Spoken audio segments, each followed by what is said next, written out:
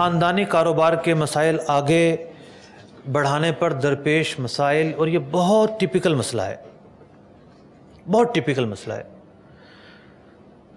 मेरा मशवरा ये है कि अगर कोई शख्स इस उम्र में है, जिस उम्र में लोग इंतकाल करते हैं, उसके करीब करीब है, तो अपनी ज़िंदगी में जायज़ तरीके से अपनी औलाद में माल तकसीम कर जाए, ताकि इसके पीछे झगड़े ना हो, मुश्किलात ना हो, तनाज़ात ना हो। और मौत का कोई भरोसा नहीं, इंसान बसा का सोचता है उससे पहले उसकी मौत वाक़ई हो जाती है।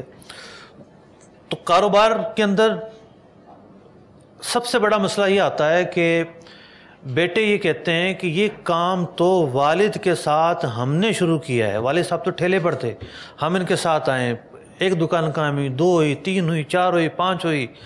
अब बाज़ औक़ात तो वाकई बेटे पार्टनर बनते हैं, लेकिन अक्सर सूरतों में औलाद पार्टनर नहीं बनती, सिर्फ माविन और मददगार बनती है, माविन और मददगार बनती है। पार्टनर की हैसियत उसकी निकलती ही नहीं है। नतीजा ये निकलता है कि वो करोड़ों का बिज़नेस तरका बन जाता है। जब करोड़ों का बिज़नेस तरका बन जाता है तो अब यही औलाद नहीं चाहती कि बहनों को हिस्सा दिया जाए, ये समझते हैं कि ये तो हमारा हिस्सा, हमारी मेहनत है।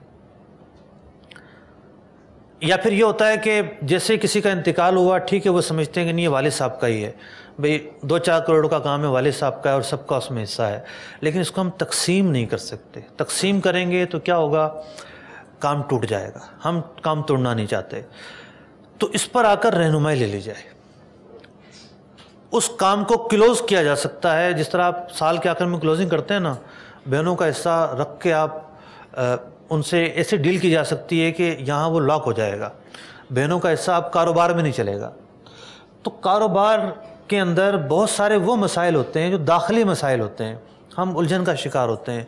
हमारा भाई जो है कह रहा होता है कि यार ये तो हर साल उम्रे पे जाता है, हज पे जाता है, साथ का काम है, मेरे पास तो जो है ना वो रहने के लिए फ्लैट भी नहीं है, और ये तो मेरे साथ ज़्यादती हो रही है। जो आपस के ख़ानदानी काम है या आप तरके में जो मिले हुए काम हैं, उनके अंदर बहुत सारी ऐसी चीज़ें होती हैं जो हमारे बिगाड़ का बायस बनती हैं, हमारी उलझनों का बायस बनती हैं और गुनाह का भी बायस बनती हैं।